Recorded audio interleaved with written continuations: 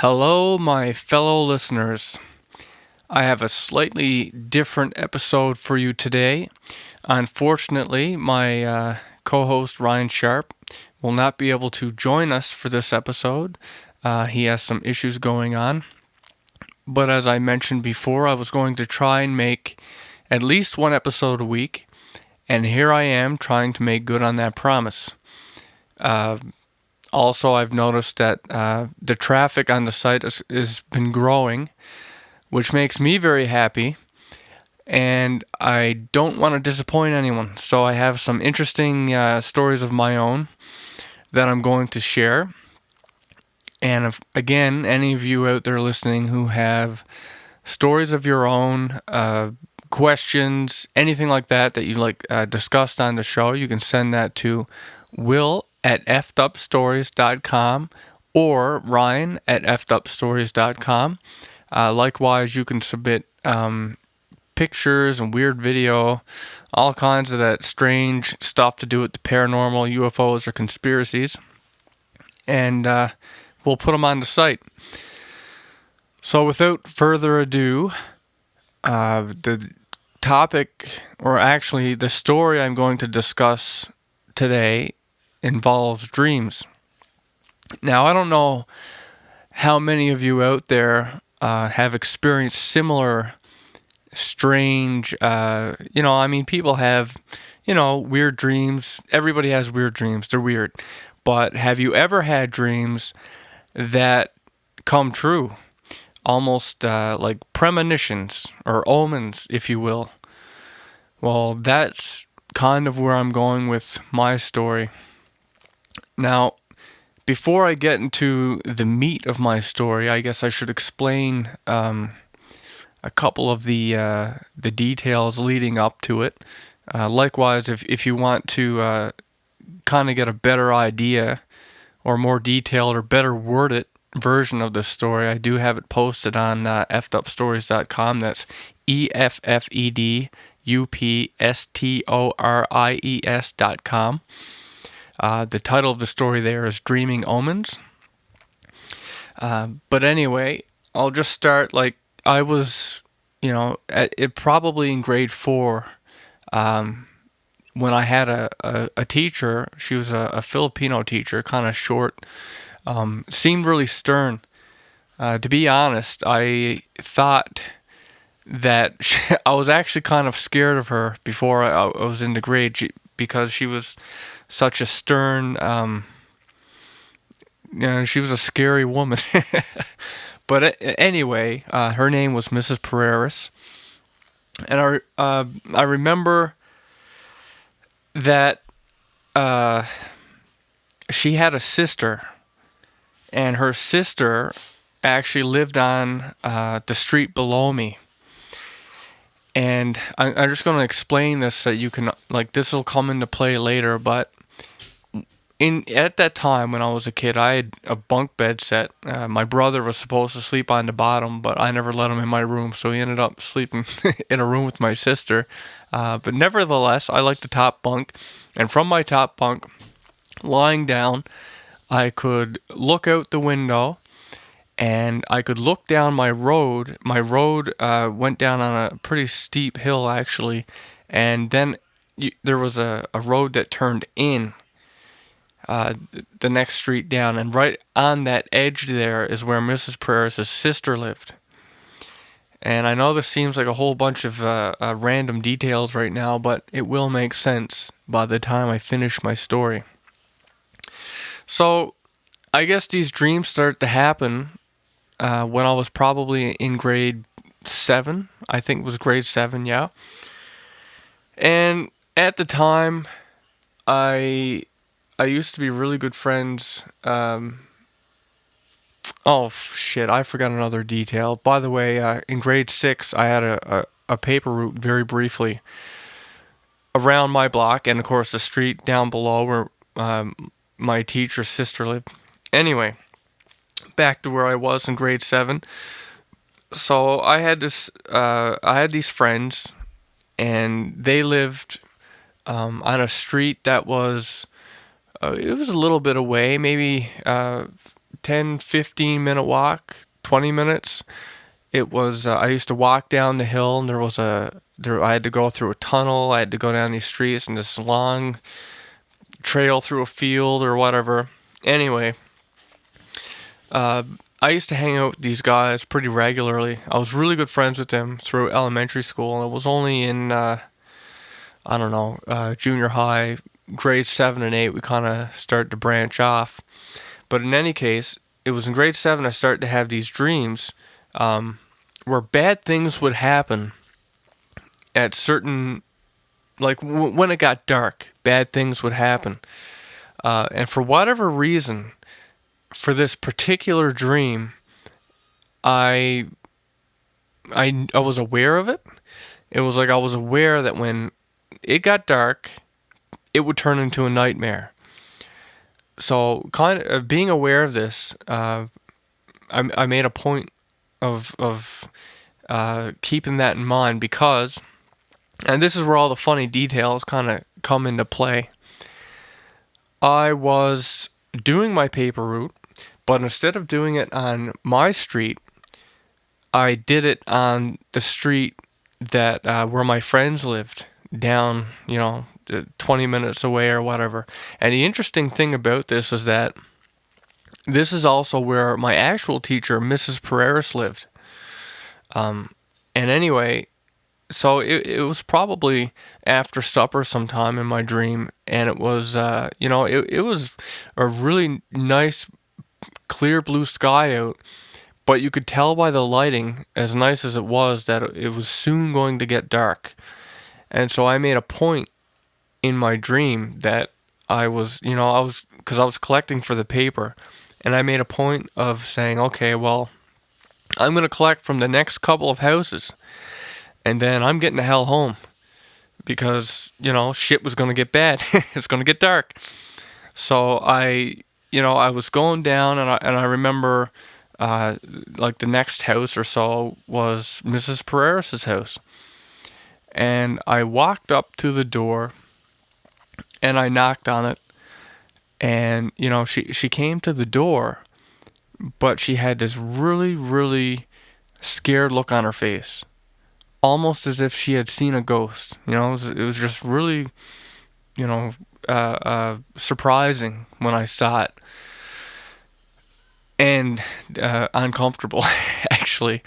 And anyway, I said, I'm collecting for the paper, whatever. And she asked me to wait in the porch.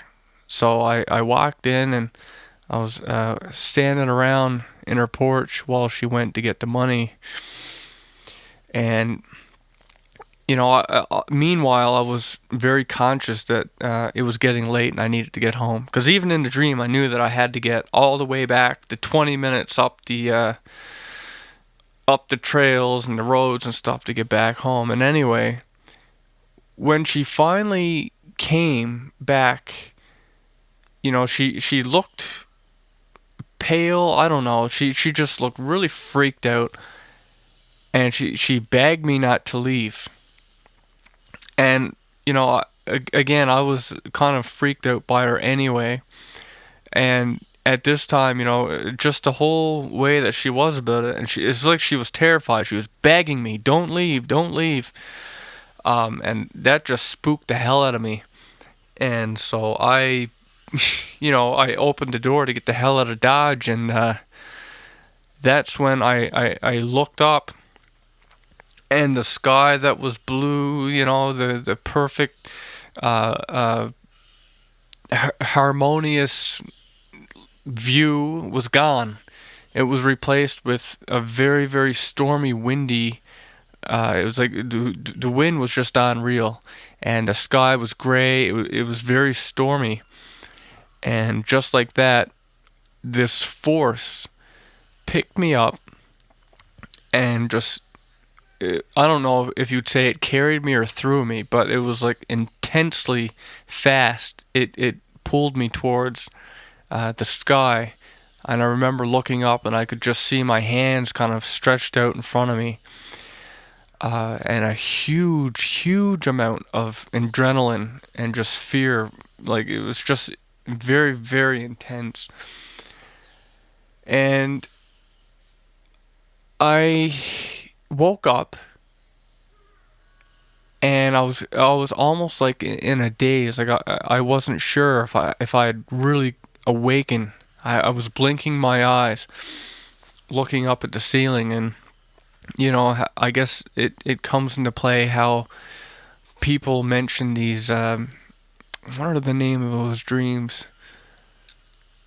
Hell, I can't remember. There's a name for it anyway when it feels really real like that. And of course, I had a touch of sleep paralysis because, like, I could blink my eyes, but I couldn't really move for the first little bit.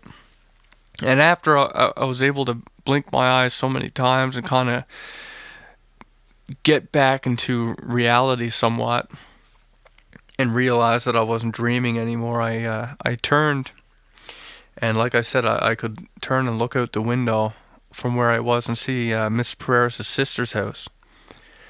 And I turned and I looked out the window and I seen her red car pull out of her driveway and just drive down the road, which I thought was interesting considering the dream I just had involved her sister.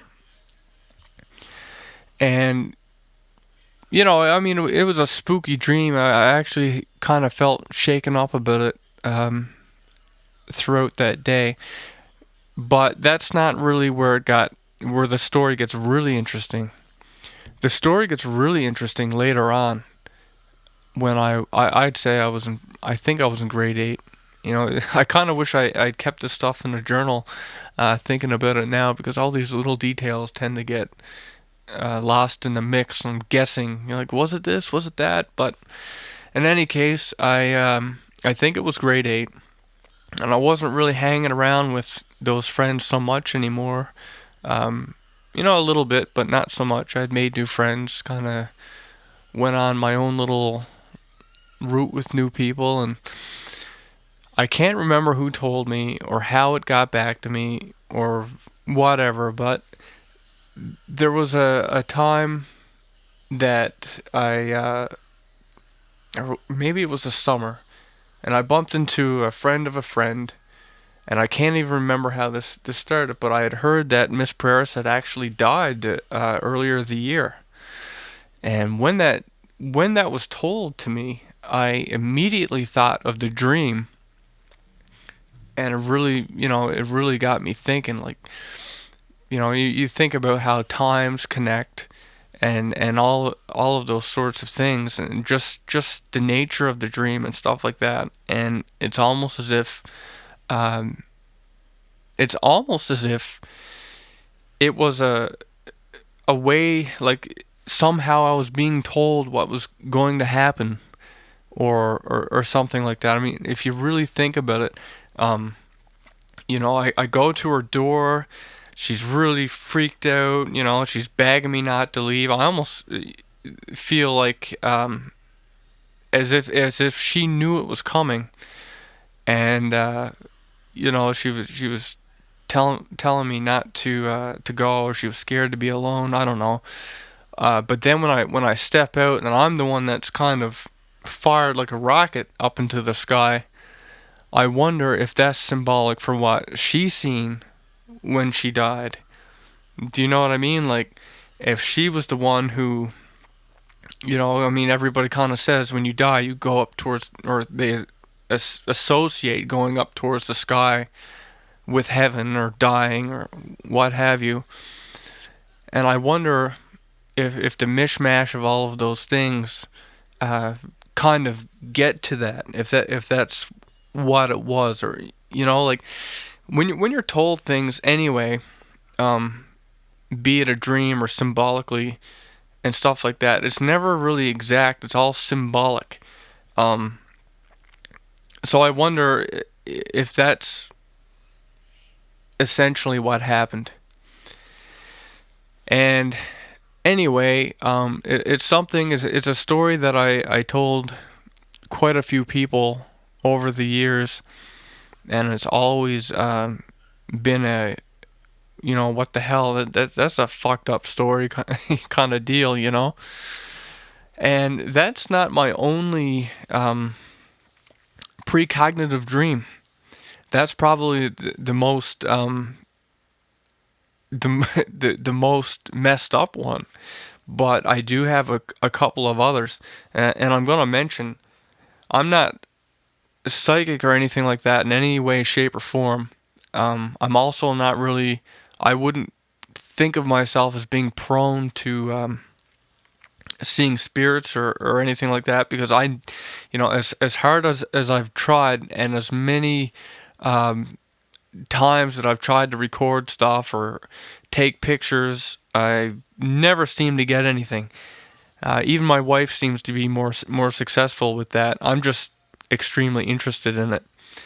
But another time that I had a precognitive dream, I guess is what you'd call it, was I again I was a lot younger, but when I was younger, I hung out on it was a specific street we called West Street.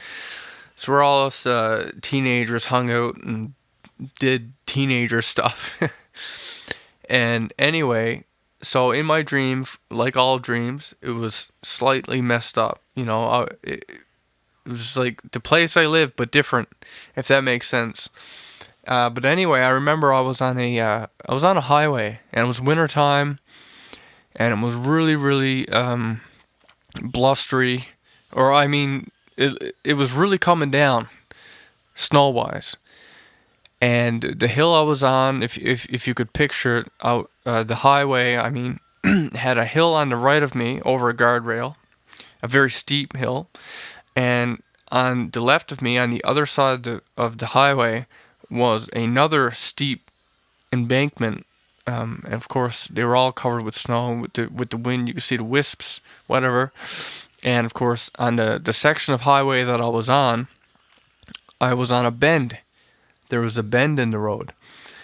And as I was walking around the bend, here comes this, I don't know, car, truck, whatever. I couldn't really see anything except really, really blinding headlights. And it was as if it was steering right for me, or it was going to hit me.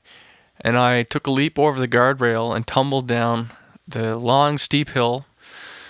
And when I got to the bottom and I got up, here I was, downtown again, where West Street is, only different. It was like, it was familiar. It was like all the places kind of synced up, but they were different. They were in different places. They were, you know, I guess the stranger part about it was that it almost felt like back in time. I remember going to, I guess, a Tim Hortons, because that's a spot that a lot of us went when you could still smoke inside. Not that I smoke now, I've been quit for 8 years, but anyway, I remember being in there, and they had, if you can remember back, I don't know if it was the 80s, 70s, I honestly don't know the year, but on TV at least I remember they had these clocks, these big clocks with like outlined in neon, like it just looked old fashioned is the best way to put it. And all the furniture, everything looked old fashioned, which made me think that maybe this was a different time period. But anyway, none of that really matters to my story. The story only really gets interesting years later.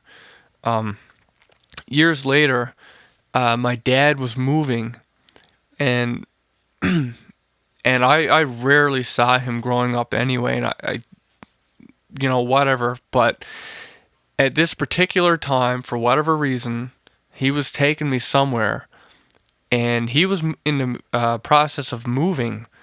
So all of his stuff, he had he didn't really have storage for it, and he moved out before he could move into his new place. So he had stuff scattered with people he knew, and a lot of it actually he kept at his workplace. And he was a paralegal at the time, and there was this building kind of a little bit out of the way actually. And anyway, he had to drop off a couple more things that day that he had me. And so we went to the building, and he just said he'd be a couple minutes. He had to run something up there, and I was just sitting in his truck or Jeep, SUV, whatever the hell it was. Um, and I was just staring out the window. It's winter time, lots of snow is down, and I'm looking out the window up to the right of me, and I see, it just hits me point blank in the face. I see this area, this embankment, and it was just like out of that dream, a dream that I haven't thought about for years, and here it is. Like, here's the actual place that I had dreamt. I was sure of it. Like, it was just so familiar, and I waited for my dad to come back, and I asked him about it. I said, that hill up there. I said, is there a highway up there? And he said, years ago, there actually was a highway up there, and it had been closed down for, since before I was born. And, it just kind of blew my mind, I was like, man, I dreamt about that place. Nobody ever told me there was a highway up there. I've never been up there, and here it was. I dreamt it. If you make the connections and you go back and you look at before this whole, like, remember how I mentioned that it looked like West Street that I used to hang out on, but it was different. There was different places, in like places that I knew were in different places. It was kind of arranged differently, and then I go in this Tim Hortons or whatever, and the furniture and the clock and stuff like that looked old fashioned style and stuff like that. And I think, did I dream the past? Is it possible that I had been alive in a previous life back then, and this happened to me, or I'm remembering from a past life or whatever.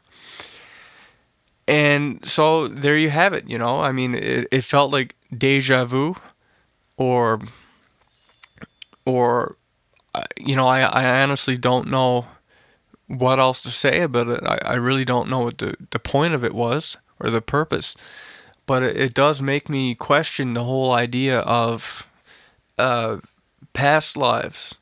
And I'm sure that you've heard stories, and if you Google, you'll find these as well, of children who have had, I mean, they're like 3 or 4, and they tell their parents, hey, I lived a previous life. My name was such and such, and here's where I lived. This was my family. I can show you where I died, how I died, blah, blah, blah. And I remember watching a couple of these cases on TV and reading about them. And, the parents, I guess, are more alarmed at the content, or just the very idea that you got your 3 or 4 year old talking about death, or past lives, stuff that they really shouldn't know about. They really shouldn't. It's just something that a 3 or 4 year old is not. They haven't gotten that far to learn about yet. Typically, they're still doing the cow says moo kind of stuff. And I remember seeing a particular episode of this kind of thing where a kid, he was able to tell every little bit of detail. And like, they even took him, like, they flew to where he supposedly worked before, and he knew every inch of the place, where everything was, where everything was kept, and they were actually able to verify the name that he had said that he had in his previous life, and that he had worked there, and he did what he said he did, and his family was his family, and all of these kinds of things. And I find it pretty amazing to think about. And of course, I'm curious. I mean, have any of you out there had these kinds of experiences? Have you ever had precognitive dreams or thoughts? One of the other memorable things that I've had. Have you ever had like a feeling that something bad was going to happen, and you were right? I remember when I was a kid. Again, like I think this was grade 7 actually, and I was hanging out with the same two guys that I had mentioned from that dream, and me and one of those guys, right down around that area, I was gone trick or treating, or we were gone trick or treating, and we'd been out for a good part of the night, and we were actually almost back to his house, and these older, pretty much old, like we were in junior high. I think these guys were high school students. They show up, and they knew this guy that I was hanging out with because he was a real loudmouth, and I honestly I don't know what his deal was, but is like he purposely put himself out there to get, I don't know if to picked on or picked at. It's like he loved the attention. It was like it wasn't picking on him, he loved it, and he continued to like go out of his way to make sure that it kept happening. But anyway, because of this, he was notorious around, like, not just our schools but other schools and stuff like that. Everybody kind of knew him, and for being an idiot, for lack of a better word. But anyway, we were walking back up the hill towards his house, and I see these kids, the high school students in a distance. It was, a good bit away from us, and I say to my friend, I was like, dude, I think these guys are up to no good. Like, we should run and hide in that guy's yard. There was this house kind of off to the left of us there, and he was like, no, man, they won't hurt us, or whatever. And it was the only time that I went against my inner feeling. I didn't want to run off by myself in this guy's yard. Here was my friend. He wasn't worried about it. Blah blah blah. And anyway, these assholes come up, and my friend here starts handing off candy. They're asking for it and stuff like that, and I guess, and then I start doing the same thing, thinking, hopefully anyway, that give these pricks a couple of the things that we have, and they'll fuck off. They won't fuck with the rest of our shit, kind of a thing. And lo and behold, this fucking prick runs down the hill and swipes my bag. So my whole night out trick or treating, and this fucking asshole runs off with my sack of candy. And I guess I was really, really pissed off at the time. And if only it happened when I was in high school, I would have fucking ran down and beat the face off him. But anyway, we went back to my buddy's house, and we told his mom what had happened or whatever. And it just so happens that this kid was spoiled rich anyway, and I mean, he was a spoiled brat anyway. But his mom, who he lived with, was, she was really, really nice. She did everything for him, but even more than that is that she was really good to her kids' friends and stuff like that. And in this case, she gave me all of the candy and stuff that they had left over at that point, and it was more than I had anyway. And it was all the good stuff, none of this garbage like apples and those molasses candies that all these people seem to hand out. So it kind of worked out better, but I'd be lying if I said it didn't leave me with a sour attitude from the whole thing. It sours me even now to think about it, and wishing I had done something about it. But then again, here I was, a tiny grade 7, hadn't really had my growth spurt yet anyway, and they were high school students, whatever.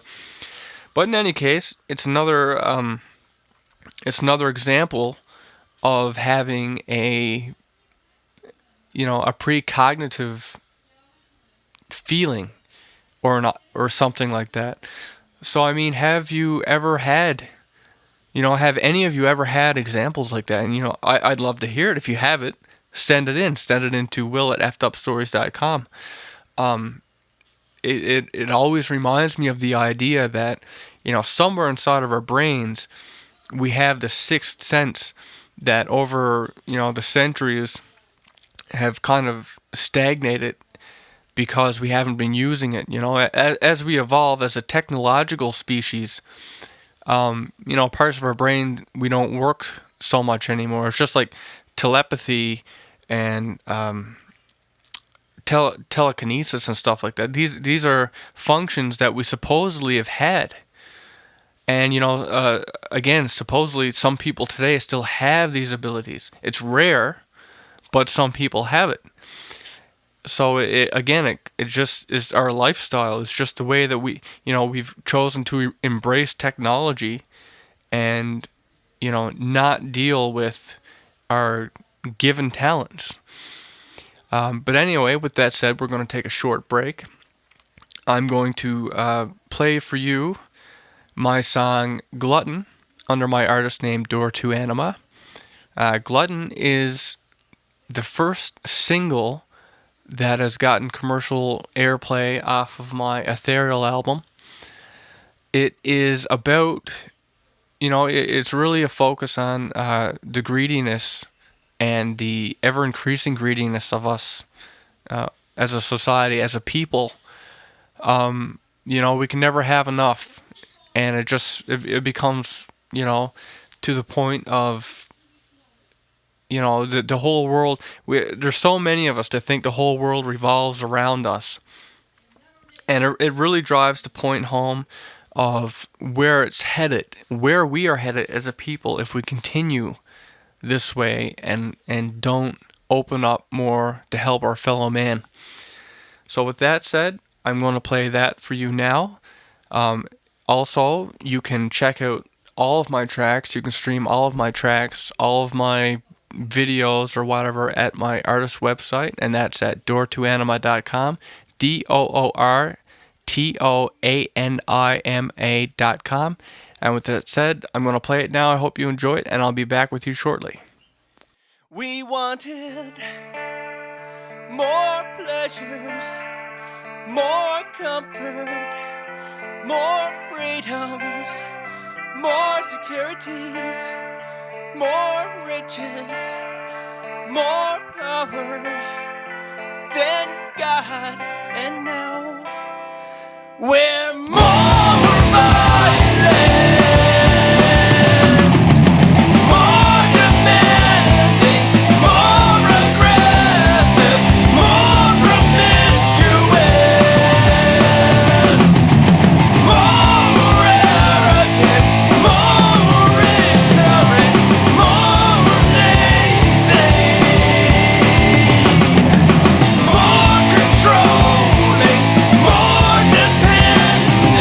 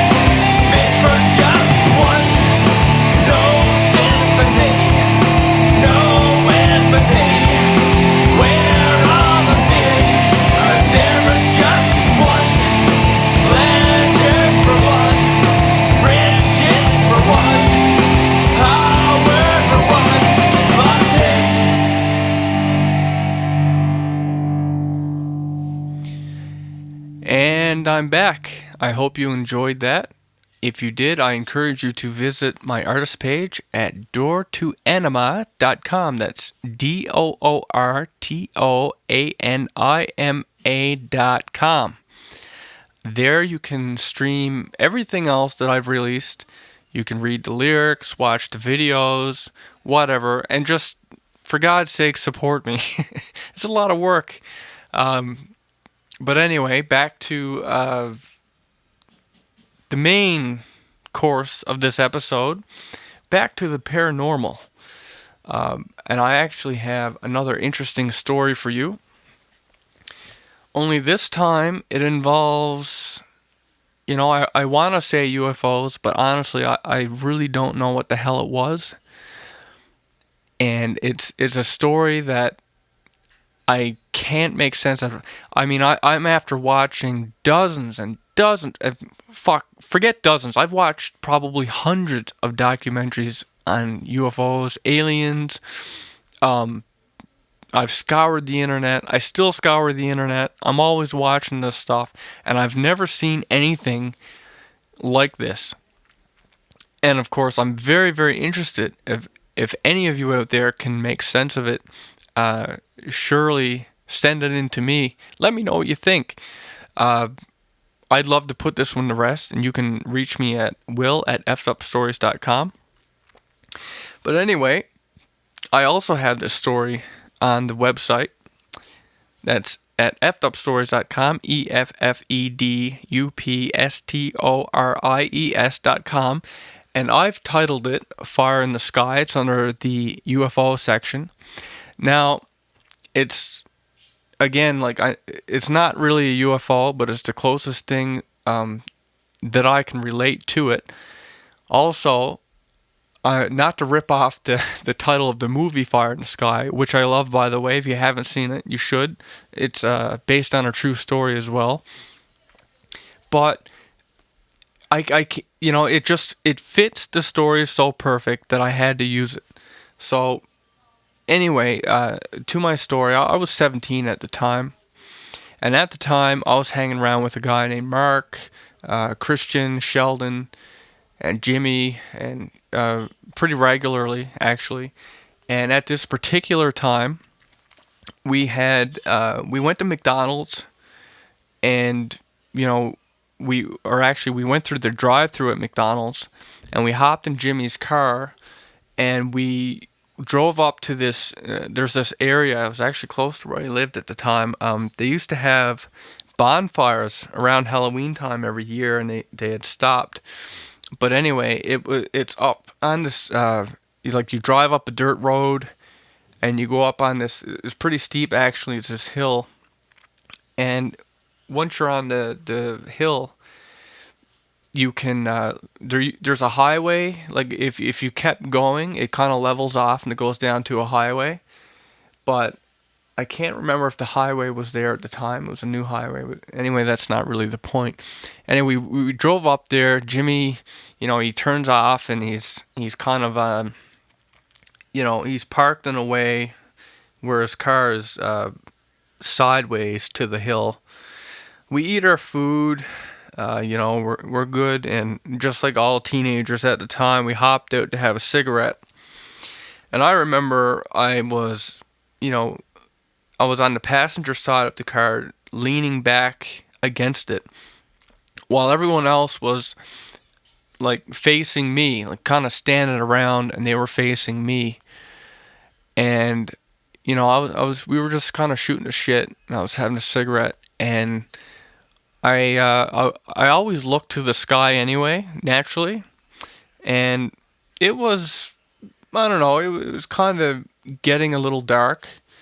It wasn't like evening yet, but it was, kind of getting blue, darker blue. And I was looking up, and I see this orange pulse of light, and I guess this is where I kind of gave the story its name. But it was this orange pulse of light that trailed from right to left of my field of vision. and it was like, holy shit, what the fuck was that? I just immediately got all hyper and jumping and, oh my god, I seen this in the sky. Did you guys see that in the sky? Blah blah blah. And of course, nobody, everybody else was facing away. Typical, right? So I'm thinking, like, and I'm telling these guys, I'm all excited. I'm like, guys, this fucking thing in the sky, and they're all, oh yeah, and like, I don't think they believed me, and but obviously I was hyped up about this thing, and so they look, as I'm telling them, and they're kind of commenting on it and shit like that.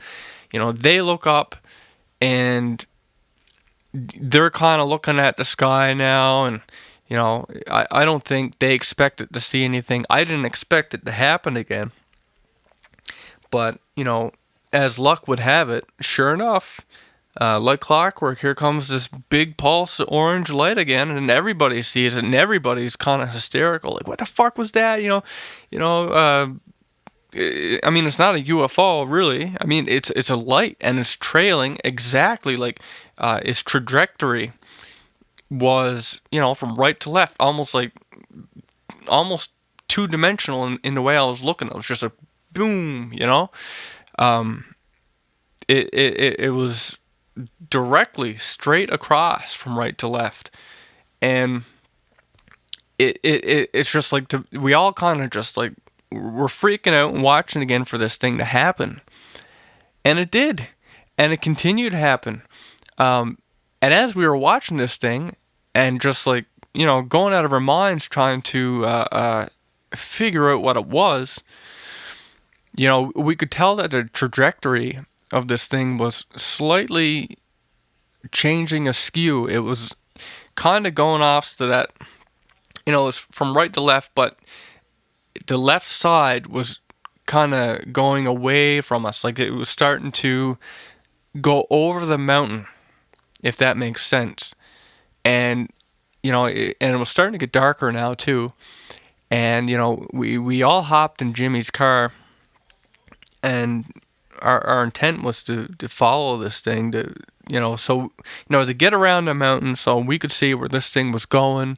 We could keep an eye on it and see what was going on.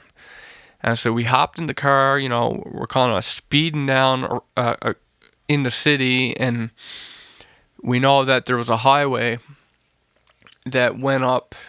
There was a highway that went up in the, the space between the mountains. And we drove up, we kept driving, following this thing the whole time, watching it in the sky. And we find this, I guess it's a parking lot off the side of the highway. And we park, and we get out, and we're watching this thing. And, by the time we get to the parking lot off the highway, the light had started to change color somewhat. It started to actually change to a, I want to say electric blue, but it was more of a cyan or cyan, whatever. And we watched this thing. It must have been hours, and it was a strong pulse of this blue, this blue or cyan light. And I mean, we got to the point where we were kind of just chatting about every old thing, and just keeping an eye on this thing. Like we had seen it so much that our excitement had kind of faded off a bit. And we stayed there until the light itself had faded to nothingness. It literally went away. And when I think about it now, and I try to make some sense out of it, I've ran several scenarios through my head. I've thought, is it possible, it could have been like meteors, like a meteor shower, but it wasn't anything like that. If you have ever seen a meteor shower, or seen pictures of it, videos of it, whatever, It just wasn't like this, and the trajectory and just the way that it was, it was just so strange. And of course, the color. Why go from orange to blue? What does that mean? And I mean, I just I can't figure it out. I mean, have any of you out there ever seen anything like that? What are your thoughts? I mean, do you think it could have been a meteor shower? Like, I'm not an astrophysicist. I'm not even really familiar with astrology. I know a little bit. I used to own a telescope. I could find my way around a couple of things, but and of course I'm a avid kind of sky watcher when I'm out anyway. I'm always looking to the sky to see if I can find something, but never again and never before this have I ever seen anything quite like it. So, if you have a background in like if you're someone who goes out with their telescope regularly, the sky, or a lot about this stuff, I'd certainly be interested to hear your take on it or what you think it could be. I mean, could it have been missile testing maybe?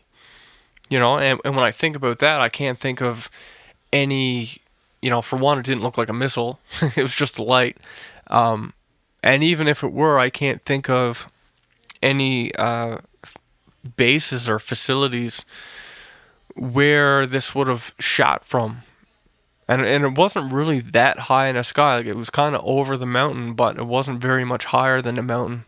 I mean, from my position in perspective, I could hold my hand up and do like, half an inch or an inch above the mountain, and that seems where the light kind of arced. So again, to reiterate, this is something that I've never seen before, after, in documentaries. I've never seen it on the web. I've never seen it discussed. I don't know what it is. I'd like to know, but I can't even Google it because there's just nothing that sounds similar.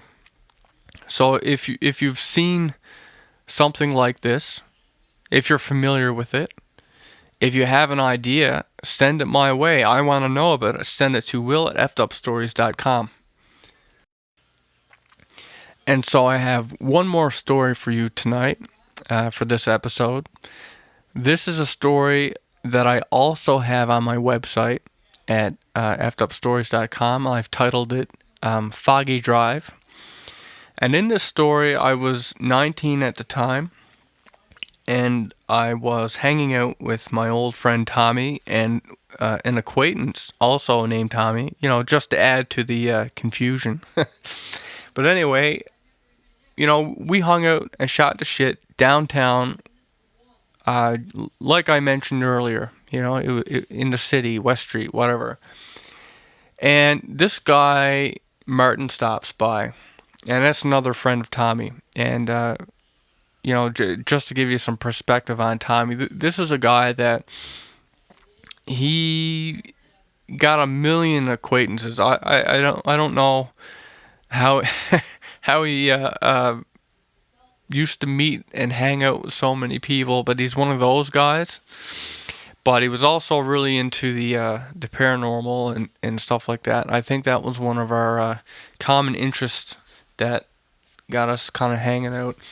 And anyway, this particular night, it was super foggy. It was so thick it could choke you.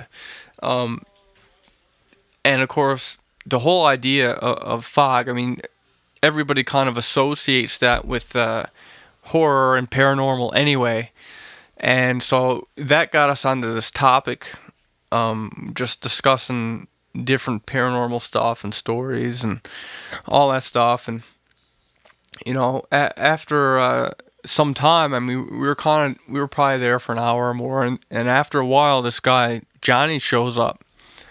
And Johnny, before he'd even shown up, he smoked a couple of joints. And not only was he high, but very paranoid, and he wasn't really for the idea of exploring anything haunted at the time. He's a little bit, of a jitter case at this point, but Mean Tommy and any other Tommy and stuff, just the whole conversation that we had taken prior to Johnny showing up about the paranormal. Tommy especially really pushed Johnny to go on this, this idea, like, let's go for a drive and let's go to a cemetery. Let's go somewhere. Look at the fog. It's an awesome night. Let's go check it out. And that's essentially what we did. We hopped in.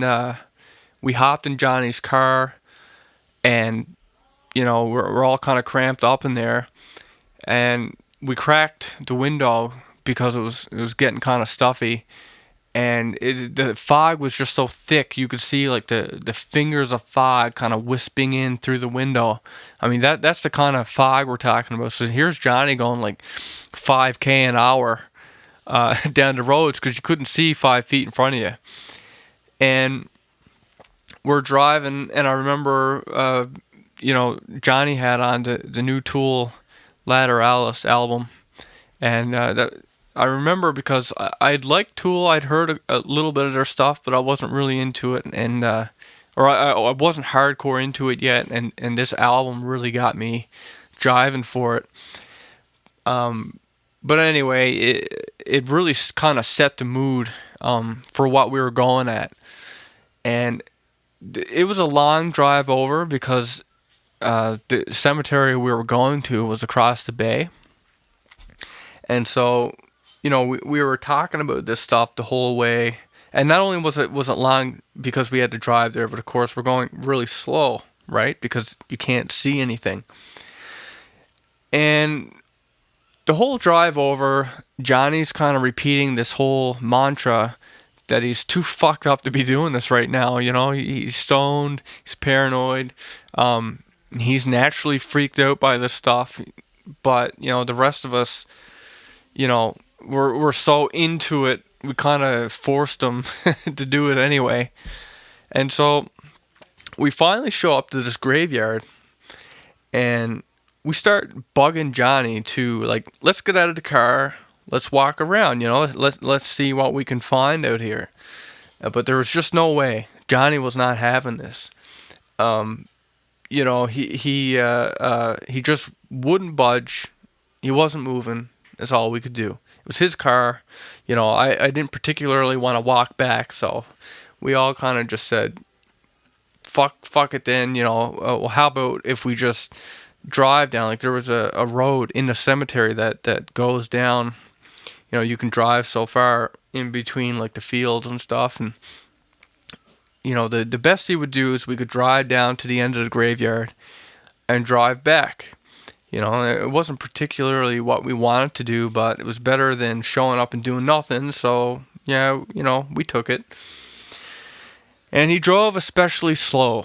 I kept my eyes peeled outside the window. And I'm in the back, and I'm on the passenger side of the car. So I'm looking out the right. And about halfway down, I saw what started out as a small sheet it looked like red fog. It looked like as if there had been a small red light in the fog, and you could see this small sphere of red light kind of growing. And it continued to grow until it was like a crazy size. It was a monster red blob of light. And of course, the fog just really brought it out, and it almost looked like that whole side of the cemetery had turned red. And I started freaking out about it, and like you would. And I heard everyone else in the car, freaking out too. And I thought that we were all looking at the same thing. And that's when Johnny just lost it. And he like steps on the gas and speeds to hell. Like he just spins around and speeds to hell out of there. Keeping a steady clip back to town with the fog and everything. I mean, thinking about it in hindsight, it was really, really unsafe to do that. With the fog and everything like that. But what can we do? He's driving. I can't jump out of the car. But anyway, we made it back. Nobody died. But it was just the whole way back. It was just this chaotic mumble jumbo of everybody like, oh my god, I saw this, blah, blah, blah, and everybody kind of going crazy. And as they were talking, that's when I realized that what I seen was completely different from them. Nobody saw the red fog that I saw because they were all looking out the left side of the window. They had apparently seen some huge pillar of light shoot up out of the ground. And I don't know, I can't remember if they said it was red or whatever, but they saw a pillar of light shoot out of the ground. Whereas I saw, it looked like a red light kind of dominating growing and dominating the right side of the cemetery. So I don't know what the hell that was all about, but when we got back, Johnny dropped us off, and we just kind of retold bits and details of what we saw and what we thought it was for a while after that, until we finally gave up and went home. And I still don't know what that was, honestly, but I sometimes wonder if it could have been pranksters or whatever, but it's something I'd just like to point out, because this is a small town I'm talking about, and when I say across the bay, which is where the cemetery was, is even smaller. Like, the cemetery's huge, don't get me wrong, but we're not talking about a whole lot of population. It's a really out of the way place, and this place where I live is not known for pranksters. It's not known, like, we don't have that kind of variety of people. It's not like the bigger cities. And it was late. It was really foggy. I mean, there was hardly anybody out anywhere. So, and I'm not saying it couldn't have been. I'm just saying that I've never seen or heard of tell of anyone over there doing anything like that ever, or anywhere else. I've never heard of any pranks like that, and I know quite a few people from here. So that's my my Foggy Drive story, and it seems that cemeteries often do have stories associated with them, and I guess it just comes to be because cemeteries are where all the dead rest, and it's just a natural link of where you'd assume ghosts and all of that stuff to be. Of course, what we saw, I wouldn't even call ghosts. I don't know what it was. It's just unexplained. File it under paranormal. But what about you guys? Have you guys ever had anything happen at a cemetery? And if so, was it your classic, you saw a ghost, or was it just something totally out of whack? Again, these are stories that I'd like to hear about. I'd like to hear about anything paranormal at all. But I'm especially interested in stories that you guys might have of really different stuff. I'll give you an idea. Have any of you ever heard of things like the shadow men? These like, you don't see a figure, you see a shadow of what appears to be a human being.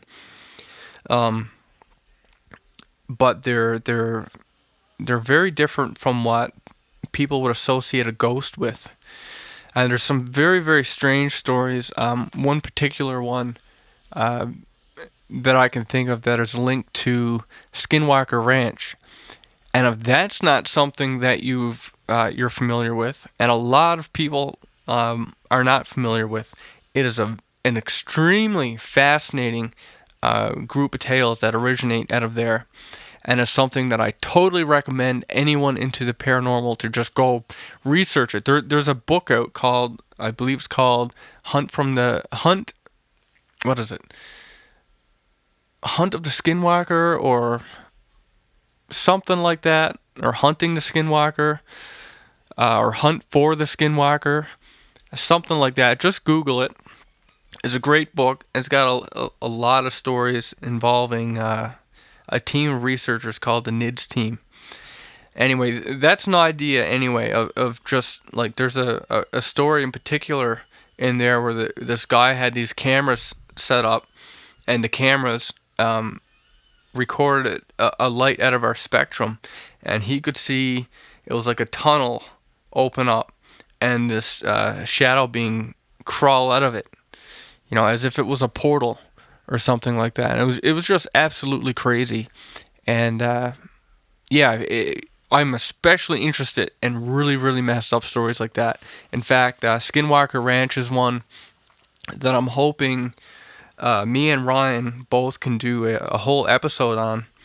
I just need to go back and, the both of us kind of agree that we're going to go back and reread the book and do some more research so that we got a fair amount of content to give out on it.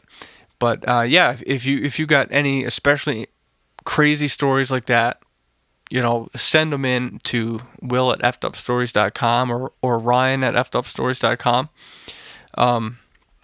Also, if you have any stories, any weirdness, any pictures, video, whatever, like just visit the website at www.effedupstories.com, effedupstories.com, and we have a submission section.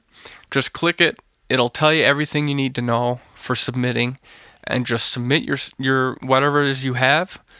And as long as it's within the scope of the website, I'll put it up there, and you can show your friends, and it'll be great.